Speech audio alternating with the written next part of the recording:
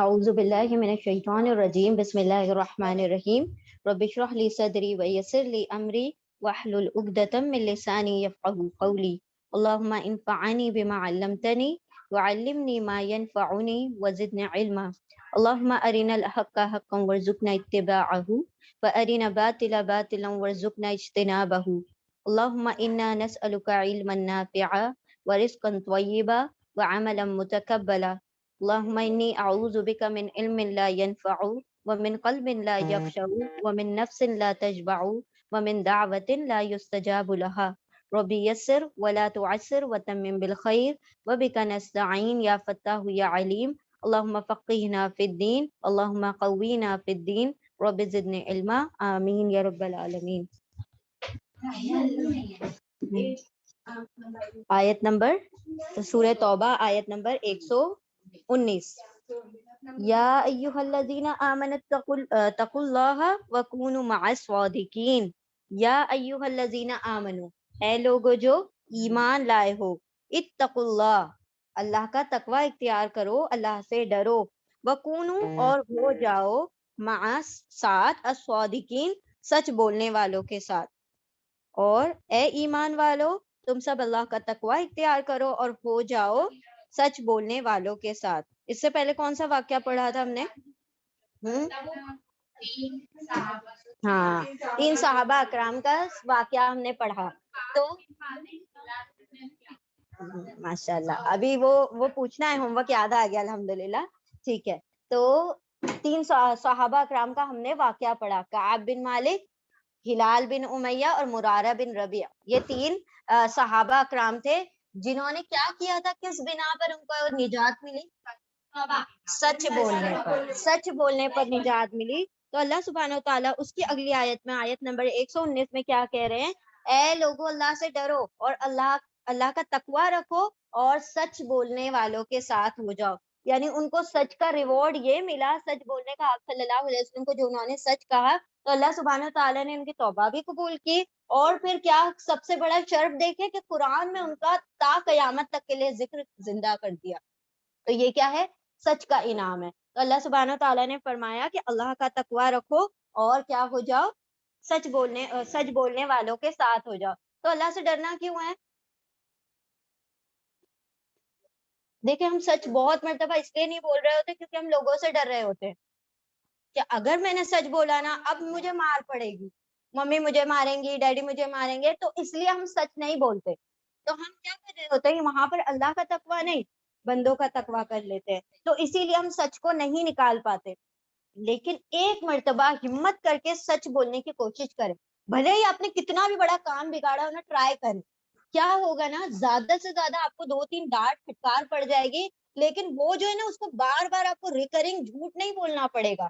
ایک ہی چیز کے لیے آپ کو بار بار جھوٹ بولنا، وہ اس چیز سے آپ پھندے سے نکل جائیں گے. اور اللہ سبحانہ تعالیٰ نے کیا فرمایا کہ تم اللہ سے اگر ڈرتے ہو تو تم سچ بولو گے. یعنی کہ اگر بندے کو اللہ کا خوف ہوگا تو وہ بندوں کا خوف نہیں رکھے گا، اور بندوں کا خوف نہیں ہوگا تو ڈیفینیٹلی پھر سچ بولنے میں، کیونکہ حق بولنے میں نا بڑی ہمت کا کام ہے نا، بڑے اولو العزم لوگوں کا کام ہے یہ کہ وہ حق بات کر سکے، سچ بول سکے. تو اللہ سبحانہ تعالیٰ نے اسی لیے فرمایا کہ اللہ سے ڈرو اور سچ بولنے والوں کے ساتھ ہو جاؤ. تو پھر دیکھو کہ ایسے ریوارڈ تمہیں عطا کیے جائیں گے جو کہ ان 3 صحابہ اکرام کو عطا کیے. ٹھیک ہے، تو وہ کتنے خوش ہو گئے تھے نا. کیا کیا تھا پھر انہوں نے؟ کہا میرا سارا مال جو ہے صدقے میں دے دیا میں نے. کیوں؟ کیونکہ اللہ سبحانہ تعالیٰ نے سچ بولنے پر میری توبہ قبول کی. ٹھیک ہے، چل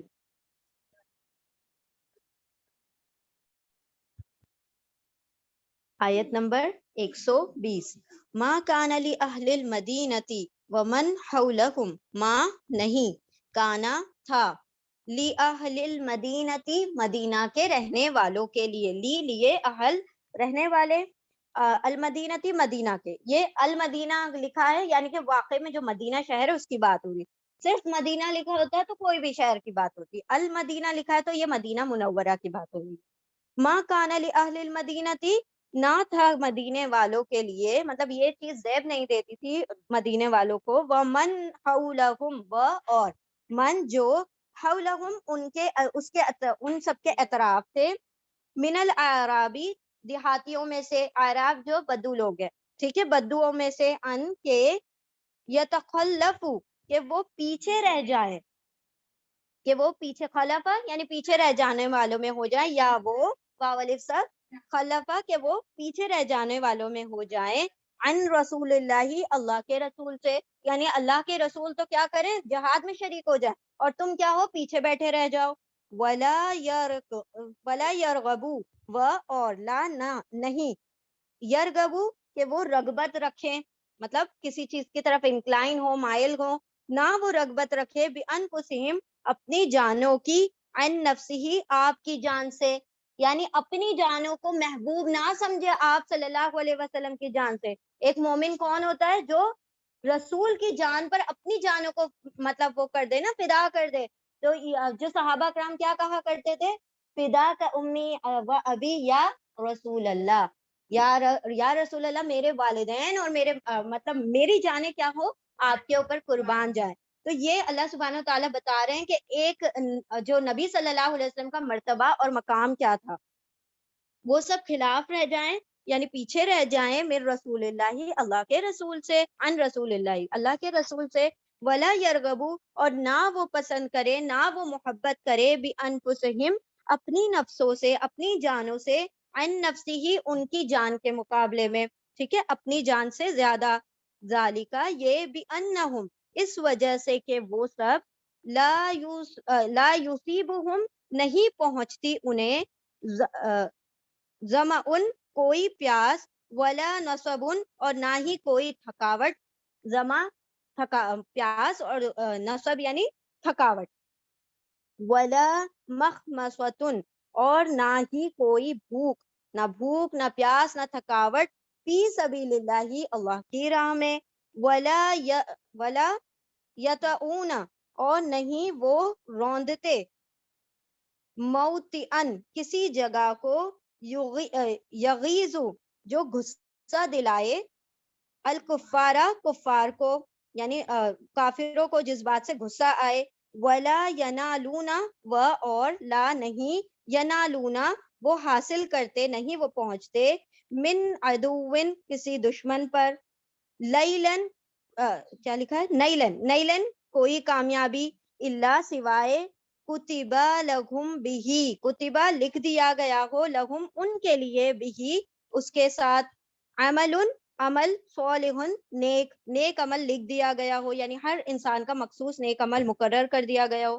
ان اللہ بے شک اللہ، لا یضیع نہیں ضائع کرتا، اجر المحسنین محسنین کا، نیکوکاروں کا اجر.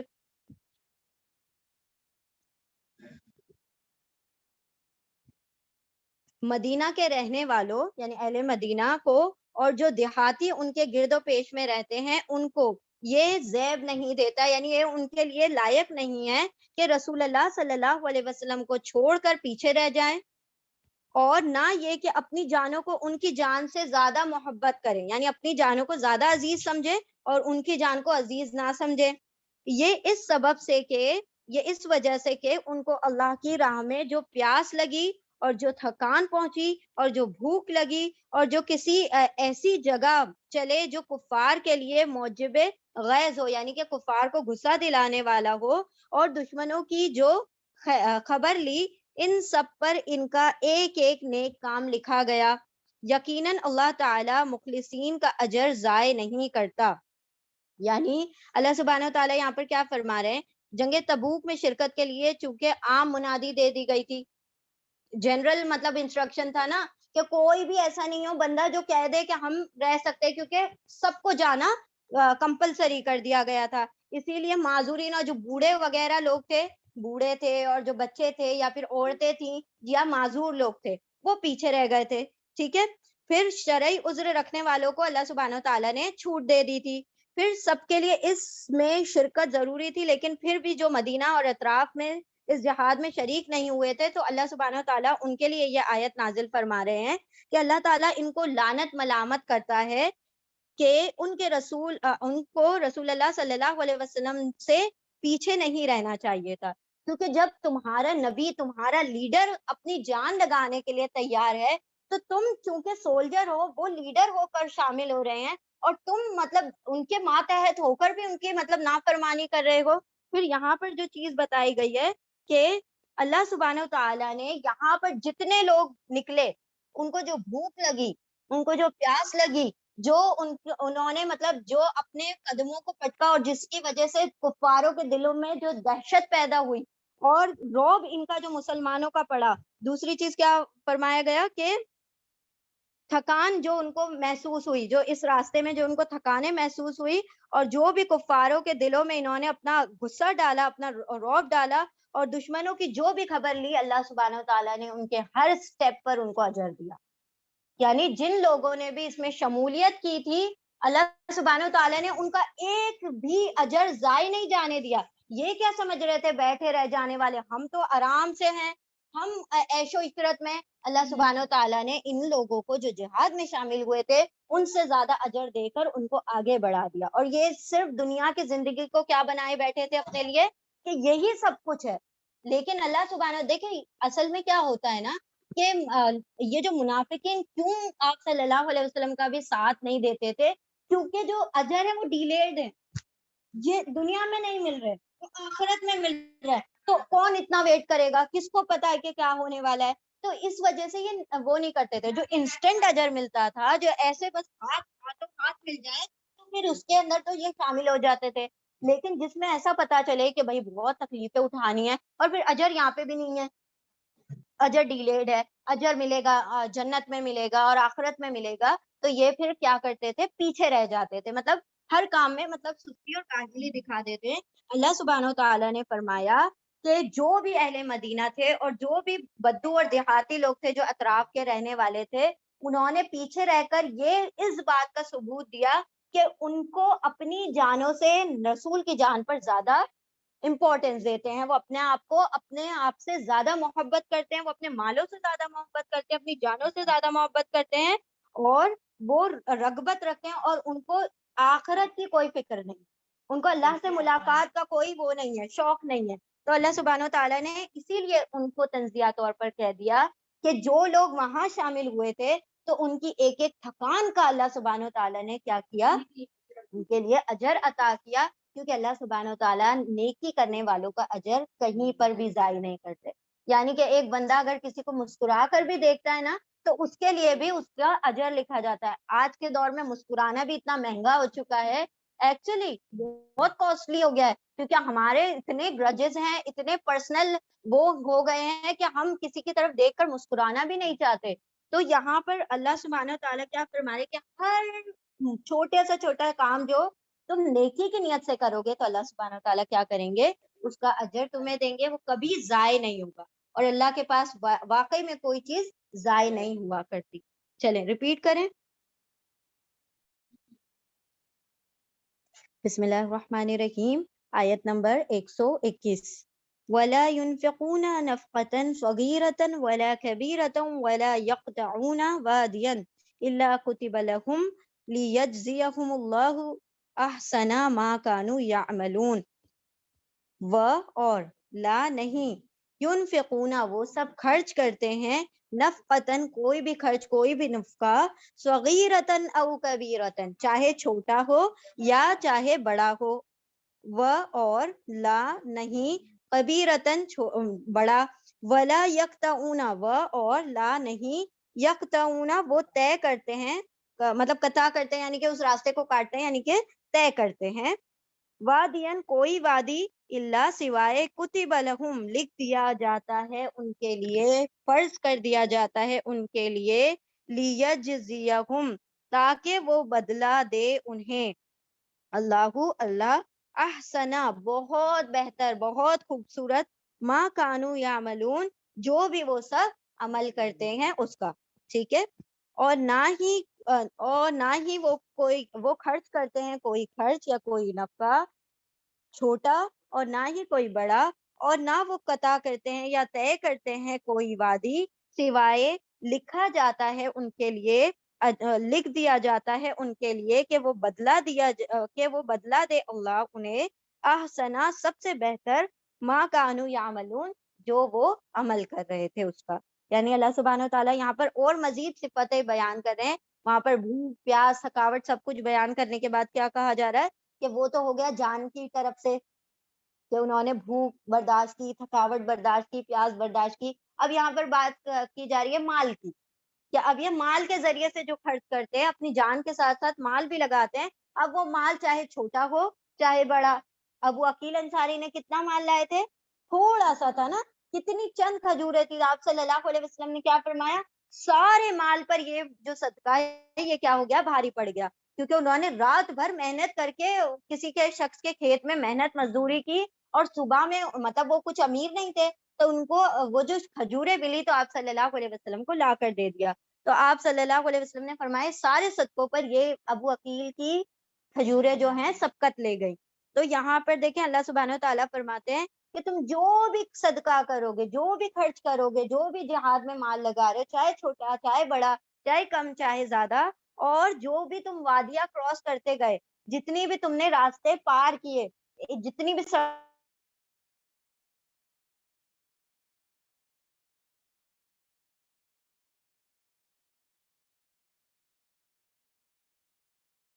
نمبر آیت نمبر 122 ہے. ہاں 122. وما كان المؤمنون لينفروا كافة فلولا نفر من كل فرقة منهم طائفة ليتفقهوا في الدين ولينذروا قومهم إذا رجعوا إليهم لعلهم يحذرون.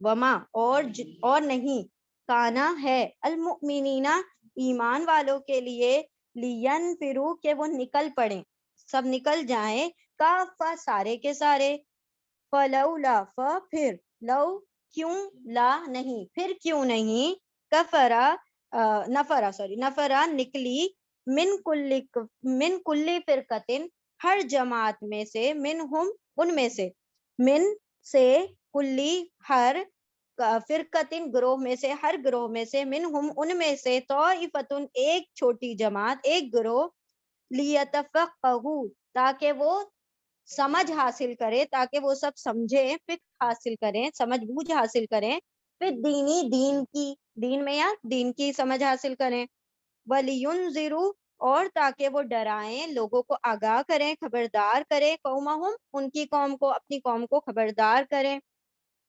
اذا رجعوا, اذا جب, رجعوا وہ سب لوٹے, الیہم ان کی طرف, لعلہم تاکہ وہ سب, یحذرون وہ بھی ڈرنے والے ہو جائیں.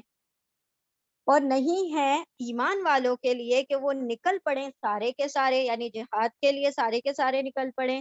پھر کیوں نہیں نکلتی ہر ایک جماعت میں سے ایک چھوٹی جماعت, یعنی بڑی جماعت میں سے چھوٹی جماعت, تاکہ وہ دین کی سمجھ حاصل کرے اور وہ لوگوں کو آگاہ کرے, ڈرائے ان کی قوم کو جب وہ لوٹیں اور ان کی طرف, اور تاکہ وہ بھی پھر ڈرنے والے ہو جائیں. اب یہاں پر کس چیز کی بات کی جا رہی ہے کہ جب تبوک میں کیا ہوا تھا, اعلان عام تھا, سبھی کو جانا ہے, تو تبوک میں کمپلشن کیا گیا تھا نا, ساری جنگوں میں نہیں تھا کمپلسری.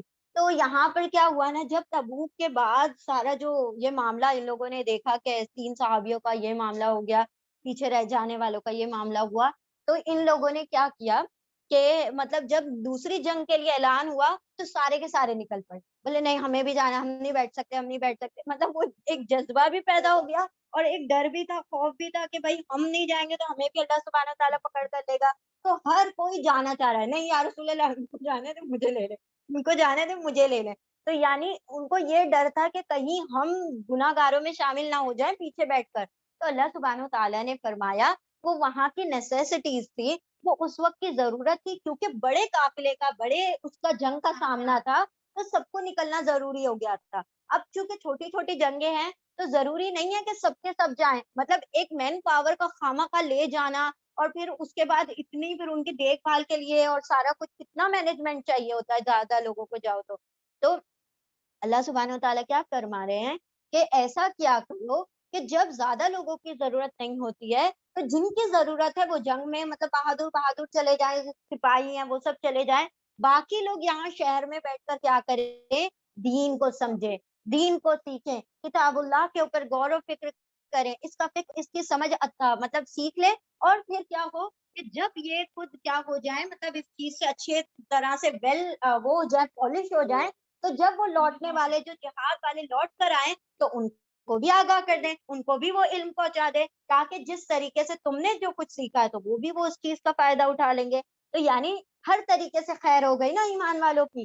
یا تو تم جنگ میں نکل رہے ہو تو بھی تم خیر بٹور کے لا رہے ہو, غازی بن کر آ رہے ہو, شہید ہو کر آ رہے ہو, یا پھر تم یہاں پر رہ کر دین کا علم سیکھ رہے ہو اور آنے والوں کو اس سے آگاہ کر رہے ہو, اس کا علم عطا کر رہے ہو. تو اللہ سبحانہ وتعالیٰ نے یہاں پر کیا کر دیا, رول کو دوسری جنگوں کے لیے ریلیکس کر دیا. پہلے کیا رول تھا, مطلب صرف تبوک کے معاملے پر ایسا تھا کہ سب کو جانا ہے, لیکن پھر بعد میں جب جنگوں کا, تو اسی لیے صحابہ کرام کو ڈر ہو گیا, تو اللہ سبحانہ وتعالیٰ نے ان کے دلوں کی تسلی کے لیے یہ آیت نازل کر دی. کیونکہ اللہ سبحانہ وتعالیٰ نہیں کہتے نا, تو پھر کیا ہوتا, یہ پھر وہ ہو جاتے نا کہ ہم تو جائیں گے, کیا خبر کیا ہم لوٹیں اور پھر آپ لوگ لوٹیں اور جو بیٹھے رہنے والے ان کی کچھ پکڑ ہو جائے. تو اسی لیے اللہ سبحانہ وتعالیٰ نے ان کی آسانی کے لیے کیا کر دیا, آیت نازل کر دی, تاکہ وہ لوگ جو ہیں پھر اس بات کو مان کر ریلیکس ہو جائیں. ٹھیک ہے.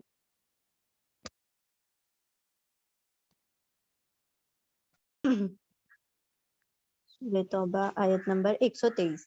یا ایھا الذین آمنوا قاتلوا الذین یلونکم, کیا ہے وہ, یلونکم من الکفار ولیجدوا فیکم غلظہ وَاعْلَمُوا أَنَّ اللَّهَ مَعَ الْمُتَّقِينَ. یا ایھا الذین آمنوا, اے لوگو جو ایمان لائے ہو, قاتلوا, تم سب جنگ کرو, الذین, ان لوگوں سے, یلونکم, یلونا تمہارے آس پاس ہیں, جو تمہارے اطراف میں ہیں, من الکفاری, کفاروں میں سے, وَلْيَجِدُوا, اور چاہیے کہ وہ پائیں, فیکم, تم میں سے, غلظۃ, سختی, گلزن سختی, وَاعْلَمُوا, اور تم سب جان لو, ان اللہ, کہ اللہ, مع المتقین, تقویٰ کرنے والوں کے, متقیوں کے ساتھ ہے. اے لوگوں جو ایمان لائے ہو, تم سب مقاتلہ کرو, جنگ کرو ان لوگوں سے جو تمہارے آس پاس ہے, کفار میں سے, اور چاہیے کہ جہاد کرو, اور چاہیے کہ وہ پائیں, یعنی کفار تمہیں پائیں, کیا پائیں, سخت پائیں اپنے معاملے میں, وَاعْلَمُوا, اور جان لو, ان اللہ, کہ اللہ, مع المتقین, تقوی والوں کے ساتھ ہے, اللہ سے ڈرنے والوں کے ساتھ ہے. یعنی یہاں پر کیا فرمایا جا رہا ہے کہ اب جب تم جنگ کرو گے کفاروں سے, تو ان کو بھی تمہاری ہیبت اور تمہارا جو مطلب وہ ہے نا, رعب ان کے اوپر پڑنا چاہیے, ان کے دلوں میں تمہاری کیا بیٹھنا چاہیے, دھاک بیٹھ جانی چاہیے, ان کے دلوں میں تمہارا کیا ہونا چاہیے, ڈر اور خوف بیٹھ جانا چاہیے. اس قدر ان کے اوپر سختی کرو, کیونکہ کفار کیا ہیں, اللہ کے دین, اللہ سبحانہ و تعالیٰ کے کیا ہیں, انکاری ہیں, اور اللہ کے دین کی وہ نافرمانی کرتے ہیں. تو اب تمہیں کیا کرنا چاہیے, ان لوگوں پر سختی کرنا چاہیے. اچھا, اس سے پہلے ہم نے وہ صفت پڑھی تھی ایمان والوں کی, کیا پڑھی تھی, ایمان والے مومنین کے لیے بڑے نرم ہوتے ہیں اور کافروں کے لیے سخت ہوتے ہیں نا. تو یہ وہ شعر ہے نا علامہ اقبال کا, وہ حلقہ یارا تو بریشم کی طرح نم, اور رزم حق و باطل ہو تو فولاد ہے. جب حق و باطل کی جنگ ہو جاتی ہے نا, تو اس وقت تو فولاد بن جاتا ہے مومن, اور لیکن جب وہ اپنے حلقہ یارہ میں ہوتا ہے تو اتنا نرم, اتنا محبت کرنے والا, اتنا مطلب ایک دوسرے پر مطلب الفتیں لٹانے والا ہوتا ہے. اور جب باہر نکلتا ہے تو ایک فولاد اور ایک جنگی مطلب ایک آلہ بن کر نکلتا ہے. تو یعنی کفار کے مقابلے میں ایمان والا جو ہوتا ہے بہت سخت ہوتا ہے, کفر کے مقابلے میں, ایکچولی میں کفار سے بھی زیادہ کفر کے مقابلے میں سخت ہوتا ہے, اور ایمان کے لیے بہت نرم ہوتا ہے, ایمان والوں کے لیے نرم ہوتا ہے. یہاں پر اللہ سبحانہ و تعالیٰ کیا فرما رہے ہیں کہ اب جب تم جنگ کرو گے کافروں سے, تو کیا کرنا, ان کو سختی, ان کو محسوس ہو کہ تم سخت ہو ان کے معاملے میں, اور جان لو کہ اللہ سبحانہ و تعالیٰ تو تمہارے ساتھ ہے, اگر تم اللہ کا تقویٰ رکھو گے. یعنی کہ ان کے دلوں میں ڈر بیٹھ جائے, تمہارے دلوں میں ڈر نہ بیٹھے کافروں کا. یعنی متقی نا, تم متقی کب ہوگے, جب صرف اللہ سے ڈرو گے تو تم متقی ہوگے. تو ان سے نہ ڈر جانا, ان کے دلوں میں تمہارا ڈر بیٹھنا چاہیے, تمہارے دلوں میں ان کا ڈر نہ بیٹھے. تمہارے دل میں کس کا صرف ڈر ہو, واحد اللہ کا, تبھی تم متقی ہوگے, اور تبھی تم غالب آؤ گے ان لوگوں پر, تبھی تمہارا رعب جو ہوگا ان کے دلوں پر کیا ہوگا, اثر انداز ہوگا. چلیے ریپیٹ کریں.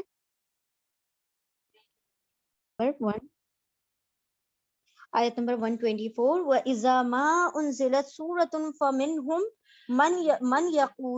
من يقول أيكم زادته هذه إيمانا فأما الذين آمنوا فزادتهم إيمانا وهم يستبشرون.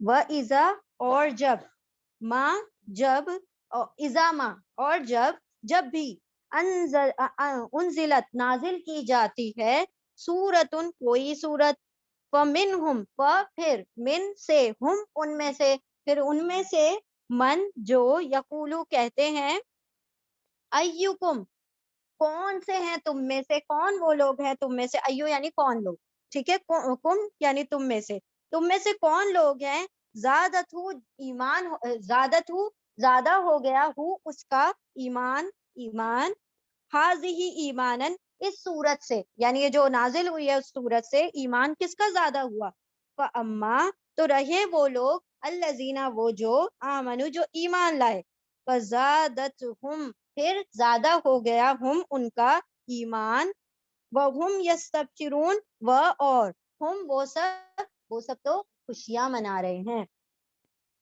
پھر اور جب بھی نازل کی جاتی ہے کوئی سورت تو ان میں سے جو کہتے ہیں کہ کون سے وہ لوگ ہیں تم میں سے جن کا ایمان زیادہ ہوا اور رہے وہ لوگ جو ایمان والے ہیں تو زیادہ ہو گیا ان کا ایمان اور وہ سب تو خوشیاں منا رہے ہیں. یعنی اللہ سبحانہ و تعالیٰ فرما رہے ہیں ان منافقوں کی ایک اور نشانی یہ دیکھو کہ جب بھی قرآن کی کوئی صورت نازل ہو رہی ہوتی تو یہ کیا کہتے تھے کہ ذرا بتاؤ تو تمہارا کتنا ایمان زیادہ ہوا یہ صورت نازل ہوئی. مطلب یعنی ایمان والے کہتے ہیں کہ جب ہم پر کوئی صورت نازل کی جاتی ہے تو ہمارے ایمان بڑھ جاتے ہیں ہمارا جو ایمان کا جو لیول ہے وہ اور زیادہ کیا ہوتا ہے ہائی فائی ہو جاتا ہے شوٹ کرتا ہے ایمان.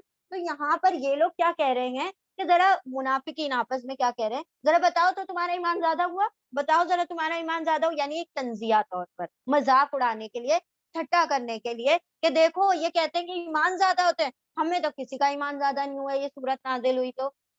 لیکن اللہ سبحانہ وتعالیٰ کیا فرما رہے ہیں کہ یقیناً جو ایمان والے ہوتے ہیں ان کا ایمان بھی زیادہ ہوتا ہے اور جب ان کا ایمان زیادہ ہوتا ہے تو وہ کیا کرتے ہیں اس بات پر خوش ہوتے ہیں خوشیاں مناتے ہیں کہ اللہ سبحانہ وتعالیٰ نے ہمارے ایمان کے لیول کو انکریز کر دیا. یعنی کہ وہ صرف ایمان والا ہی سمجھ سکتا ہے ایمان کی حلاوت کو اس کی سویٹنس ہر کوئی نہیں چکھ سکتا. اللہ سبحانہ وتعالیٰ جس کے زبان کے جو ٹیسٹ برڈ ہے نا وہ مر جائیں گے تو آپ اس کو تیز کھلا دیں پھیکا کھلا دیں سب کچھ کھلا دیں اس کے لیے کبھی آپ کے زبان پر اگر جیسے چھالے وغیرہ آ جاتے تو آپ کسی بھی چیز کا ذائقہ پتا کر سکتے ہیں نہیں وہ ساری چیزیں ایک ہی لگ رہی ہوتی ہیں. تو یہ معاملہ ان کا ہے کہ جب ان کے دلوں کے اندر وہ اللہ سبحانہ جو خیر تھی انہوں نے جو چھوڑ دی اللہ نے جب ان کے دلوں پر کیا لگا دیا قفل لگا دیا تالا لگا دیا تو اب کوئی بھی صورت نازل کر دی جائے صورت کیا پورا قرآن بھی ان کے دل پر نازل کر دیا جائے تب بھی کیا ہوگا وہ اس کی وہ جو مٹھاس ہے اس کو چکھ نہیں سکتے کیونکہ ان کے جو ٹیسٹ برڈز ہیں وہ کیا ہو گئے پوری طرح سے زائل ہو چکے ختم ہو چکے. تو ایسے لوگوں کے دلوں پر قرآن اثر نہیں کیا کرتا جن کے دلوں میں کوئی نہ چاہت ہے اس چیز کو سیکھنے کی نہ اس کی طلب ہے اور نہ ہی وہ اس چیز کو کوئی اہمیت دیتے. جب وہ کسی اس چیز کو اہمیت ہی نہیں دے رہے تو جو ایمان والے تھے تو ان کو تو ایک آیت پتا چلتی تھی تو وہ اس پر کیا ہوتے تھے خوش ہو جایا کرتے تھے. اب اس سے پہلے جیسے آیت نازل کی گئی تو دیکھیں کتنا خوش ہو گئے ہوں گے نا صحابہ کرام کہ اللہ سبحانہ تعالیٰ نے دیکھیں ایک طریقے سے ہم پر اور رحم کر دیا کہ علم بھی سکھا دیا مطلب علم سکھانے کے لیے آیت نازل کر دی. پھر جو لوگ کمزور ہیں تو ان کے لیے آسانیاں کر دی کہ بھائی جن کے پاس زیادہ مال نہیں ہے جن کے اندر زیادہ سکت نہیں ہے کہ وہ اس کے لیے نکل سکیں تو وہ کیا کریں گے وہ آرام سے گھر میں بیٹھ کر علم بھی سیکھیں گے اس کا بھی اجر لے لو یا اس کا اجر لے لو. تو دونوں طریقے سے مومن کے لیے تو کیا فلاح ہی فلاح ہے نا. مطلب ایک طریقے سے ہر سچویشن میں اللہ سبحانہ و تعالیٰ نے خیر ہی خیر رکھ دی. تو یہ ایمان والوں کو کیا کرتا ہے اس کے ایمان کو انہانس کرتا ہے انکریز کرتا ہے اور یہ چیز منافق کبھی بھی نہیں سمجھ سکتے ہے نا. چلیے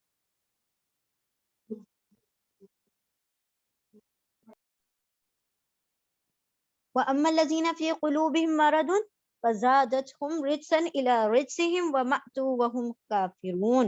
آیت نمبر 125 وَأَمَّا اور رہے وہ لوگ الَّذِينَ وہ جو فی قلوبہم ان کے دلوں میں مرضن مرض ہے، بیماری ہے، فزادتہم تو زیادہ کر دیا ان کو رجسن پلیتی نے، گندگی نے، الی رجسہم ان کے گندگی پر، یعنی اور گندگی بڑھ گئی، وماتوا اور وہ سب مرے، ان سب کو موت آئی، وہم کافرون اور وہ اس حال میں تھے کہ وہ سب کافر تھے، کفار تھے۔ اور رہے وہ لوگ جن کے دلوں میں مرض ہے، بیماری ہے، تو ان کے تو بڑھ گیا ان کی گندگی، جو ان کی گندگی تھی اس کے اوپر اور گندگی بڑھ گئی، اور وہ سب اس حال میں مرے کہ وہ کافر تھے۔ اب یہ کس بیماری کی بات ہو رہی ہے؟ منافقت کی بیماری۔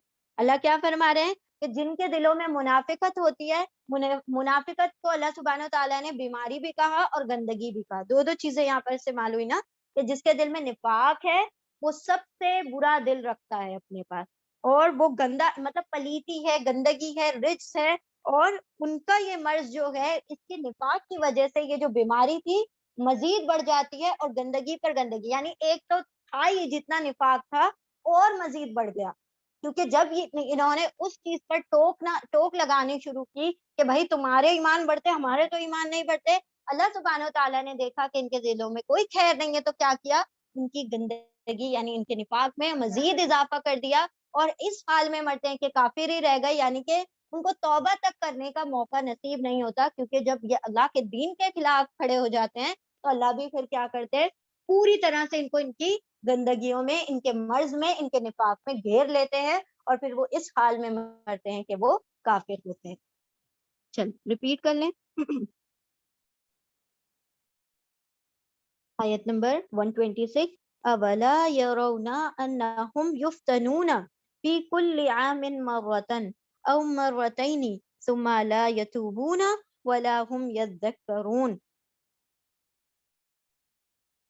اولا کیا اور نہیں، یرون وہ سب دیکھتے، انہم کہ وہ سب یفتنون، فتن یعنی آزمائش میں ڈالے جاتے ہیں، کیا اور نہیں وہ سب دیکھتے کہ ان سب کو آزمائش میں ڈالا جاتا ہے، فی کلی آمن، فی میں، کلی ہر، آمن سال، ہر سال میں، مرتن ایک مرتبہ، وہ او مرتین یا دو مرتبہ، اینی آیا نا، تو دو مرتبہ، یا تو ایک مرتبہ یا دو مرتبہ، ثم پھر لا یتوبونا نہیں وہ سب توبہ کرتے، وہ اور لا نہیں ہم وہ سب یذکرون وہ سب ذکر یعنی نصیحت حاصل کرتے، کیا اور نہیں وہ سب دیکھتے کہ وہ سب مطلب آزمائش میں ڈالے جاتے ہیں ہر سال میں ایک یا دو مرتبہ، پھر نہ تو وہ توبہ کرتے ہیں اور نہ ہی وہ نصیحت حاصل کرتے ہیں۔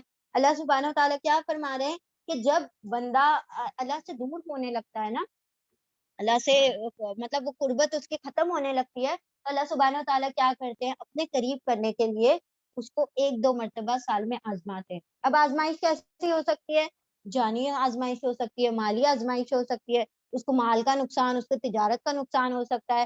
ہم نے وہ آزمائشوں کی 5 چیزیں پڑھی تھی نا، کہ اللہ سبحانہ و تعالیٰ تمہیں من الخوف والجوع والنقص من الاموال والاولاد، یہ ساری چیزوں سے اللہ سبحانہ و تعالیٰ تم کو آزمائے گا، تمہاری بھوک سے بھی، یعنی بھوک یعنی کہ تمہیں کھانے پینے کی چیزوں میں کمی کرے گا، یعنی فاقے ہوں گے کبھی کبھی تمہارے گھروں میں، تمہارے پاس اتنا مال نہیں ہوگا کہ تم اپنی غذا کو بھی پوری طرح سے وہ کر سکو، پھر کبھی مال سے، کبھی تمہاری جانوں سے تمہارا وہ لیا جائے گا، آزمائش لی جائے گی، کبھی تمہیں بیماریوں سے آزمایا جائے گا، کبھی تمہاری اولادوں سے تمہیں آزمایا جائے گا۔ تو اللہ سبحانہ تعالیٰ آزماتے کیوں ہے؟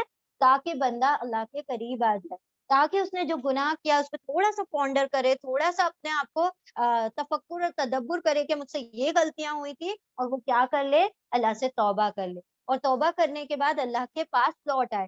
اور اگر بندہ ان آزمائشوں سے سبق لے لیتا ہے، توبہ کر لیتا ہے، تو اللہ سبحانہ و تعالیٰ کیا کرتے ہیں؟ پھر سے اس کو پاک صاف کر دیتے ہیں اس کے گناہوں سے، اور پھر اس کو اپنی طرف کیا کر لیتے ہیں؟ بلا لیتے ہیں۔ اللہ سبحانہ و تعالیٰ کبھی بھی کوئی بندہ توبہ کرنا چاہے تو یہ نہیں کہتے کہ اب آیا تو توبہ کرنے کے لیے، نہیں، جب تک وہ آخری نزا کا وقت نہیں آ جاتا تب تک توبہ کے دروازے کھلے ہوئے ہیں، وہ بندہ جب چاہے توبہ کر لے، لیکن یہ نہیں پتا کہ کب اس کا آخری وقت ہو، تو بندہ اگر غلطی ہو جائے فوراً توبہ کر لے، اللہ سبحانہ تعالیٰ تو انتظار کرتے ہیں ایسے بندوں کا کہ گناہ کر کے کیا کر لے؟ اللہ کی طرف فوراً سے توبہ کر لے۔ لیکن یہاں پر ان لوگوں کی بات بتائی جا رہی ہے، منافقوں کی، کہ ان کو آزمایا جا رہا ہے، جب بھی آزمائش آتی ہے تب بھی کیا کرتے ہیں, نہ توبہ کرتے اور نہ ان چیزوں سے نصیحت لیتے کہ اللہ سبحانہ و تعالیٰ نے کیوں یہ آزمائش ڈالی تھی, کیا چاہتا تھا میرا اللہ, تو ان چیزوں پر غور و فکر نہیں کرتے اور وہ اسی حال میں مر جاتے ہیں کہ وہ کافر ہوتے ہیں. چلیے ریپیٹ کر لیں. آیت نمبر 127. وَإِذَا مَا أُنزِلَتْ سُورَةٌ نَظَرَ بَعْضُهُمْ إِلَى بَعْضٍ هَلْ يَرَاكُمْ مِنْ أَحَدٍ ثُمَّ انصَرَفُوا صَرَفَ اللَّهُ قُلُوبَهُمْ بِأَنَّهُمْ قَوْمٌ لَا يَفْقَهُونَ.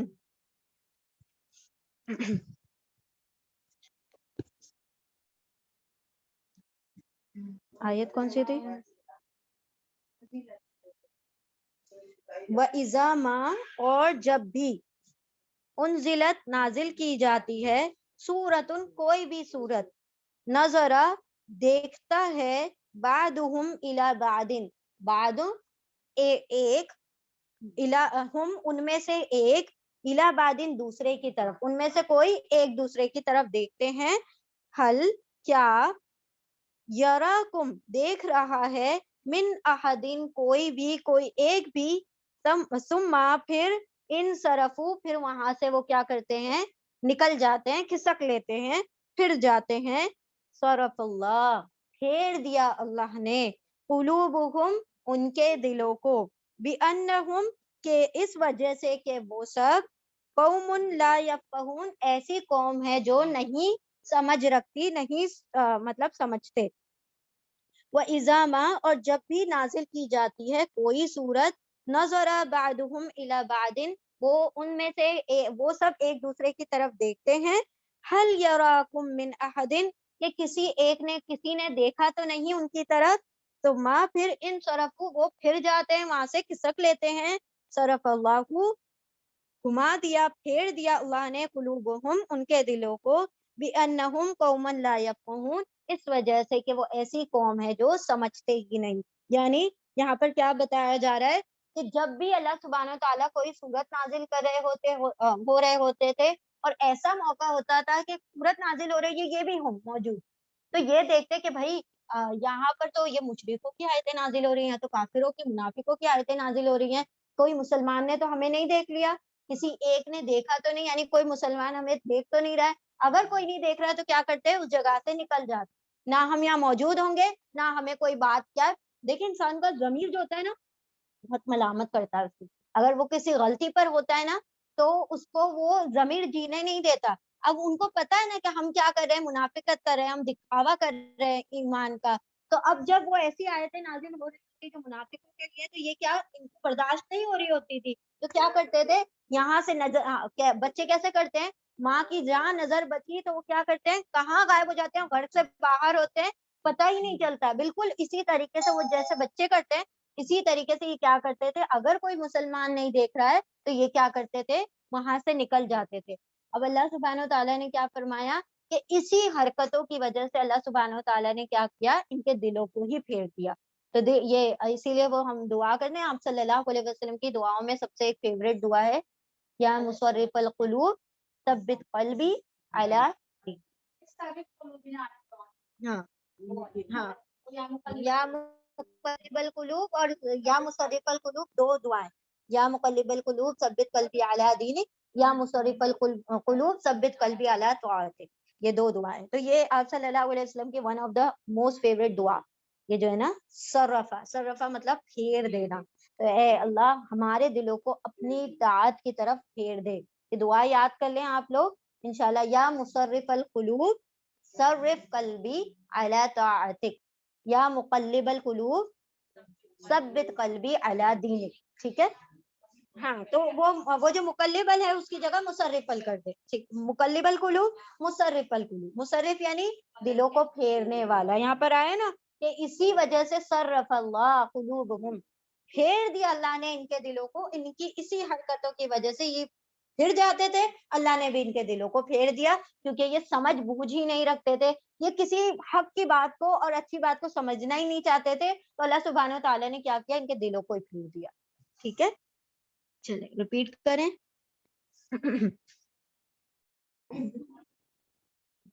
آیت نمبر 128. لقد جاءکم رسول من انفسکم عزیز علیہ ما عبدتم سوری ہم بہت چھوٹا لکھا ہوا، ہم دوسرے قرآن میں سے پڑھیں، ایک منٹ ہم دوسرے قرآن میں پڑھتے ہیں. ہاں، لقد جاءکم رسول من انفسکم عزیز علیہ ما عنتم حریص علیکم بالمؤمنین رؤوف رحیم. لقد البتہ تحقیق بے شک جاءکم آ گئے تمہارے پاس رسول ایک رسول من انفسکم تمہاری جانوں میں سے یا تم ہی میں سے عزیز گرا ہے، مطلب زبردست، یعنی ایک چیز کا مشکل ہو جانا، غالب ہو جاتا ہے یا گرا گزرتا ہے علیہ ان پر، اس پر یا ان پر، نبی صلی اللہ علیہ وسلم پر گرا گزرتا ہے، ما انتم جو مشقتیں تمہیں پہنچتی ہے، ما جو انت مشقت مشکلیں تم کو پہنچتی ہیں، حریصن اور وہ حریص ہیں، وہ خواہش مند ہیں، علیکم تم پر کس چیز کی، حریص ہے یعنی نیکیوں کے، یعنی بھلائی کے وہ حریص ہیں، بالمؤمنین اور ایمان والوں کے ساتھ، رؤوف بڑے کیا ہیں، شفقت کرنے والے ہیں، ورحیم اور کیا ہیں،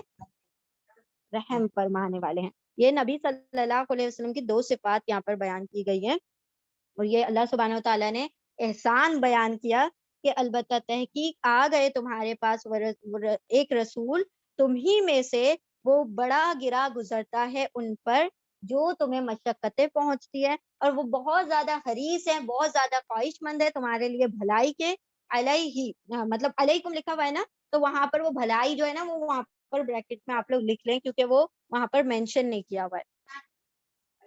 حریصن جو لکھا ہے نا، حریصن علیکم یعنی کہ تمہارے لیے حریص ہیں، تم پر حریص ہیں، یعنی کہ تمہارے لیے ہاں بھلائی کے لیے، وہ ترجمے میں لکھا ہے، سادے قرآن میں نہیں. ٹھیک ہے، بالمؤمنین ایمان والوں کے لیے، رؤوف الرحیم بڑے شفیق ہیں اور بڑے کیا ہیں، رحیم ہیں.